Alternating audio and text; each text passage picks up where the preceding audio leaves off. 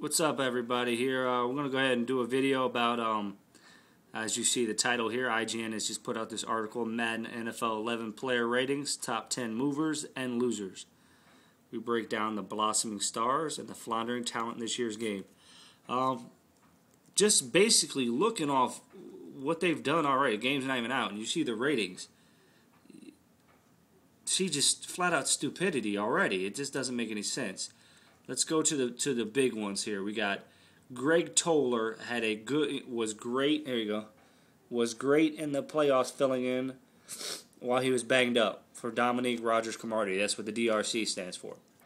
So he gets 8 points going up for having a good playoffs. That's the reasoning. You go down to here to Joshua Cribbs, goes up 7 points. Who straight killed it last year. He was the only player on that squad, the only person doing anything for the Browns. I want to say he set a record for most kick and punt returns in the same season. I'm not positive, though. 7 points compared to a guy who just had a good postseason. All right, and we go down here. We got Deshaun Goldson, underrated member of the 90s of the Niners. He seemed to have had a good season. So those are the guys who went up in the ratings. Let's go down to the losers.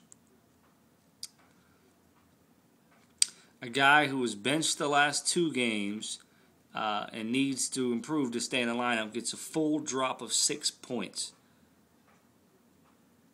Okay, let's keep on moving.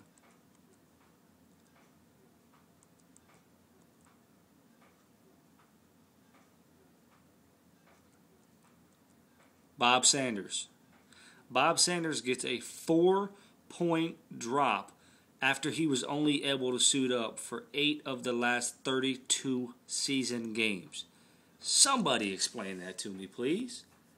You have played 1/4 of your team's games, and you get a 4-point drop.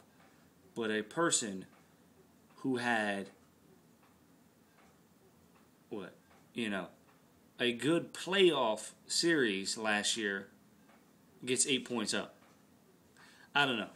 It just shows to me how the game is broken from the ground up. I'm not a game reviewer, but just try to point out flaws when I see it, point out the bad logic when I see it. Again, we know backbreakers flawed, and we know that's my prized child right there.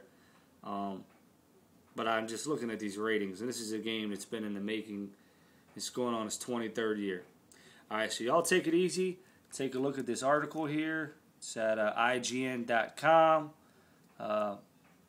Just yet again showing how they still manage to dick up the ratings.